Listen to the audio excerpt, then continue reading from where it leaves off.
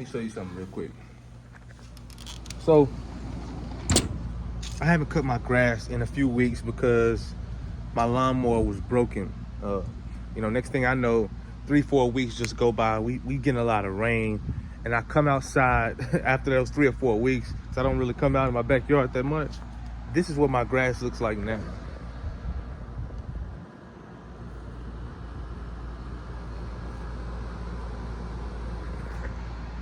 Yeah, something needs to be done about it, but the Lord began to speak to me spiritually.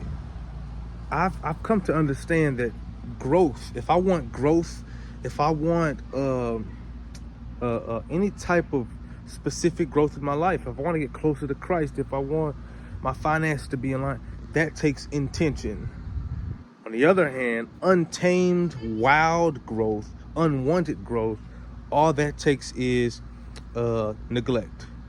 If I want something to be out of whack, if I want something to be out of control, all I have to do is not give it attention, care, and purposeful, focus that it needs.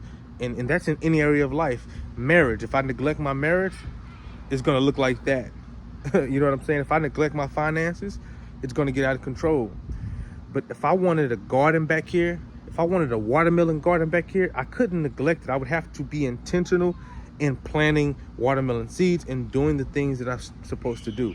A lot of us are expecting a beautiful tilled, backyard when we haven't been intentional with doing the things that we should. And instead, we come outside and we see weeds are everywhere. And weeds come from neglect. Just neglect your yard and the weeds are gonna come. You don't have to do anything.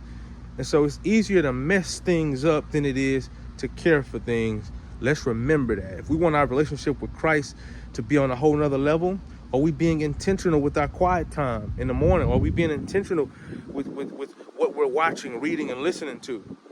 Or are we neglecting that part of our lives?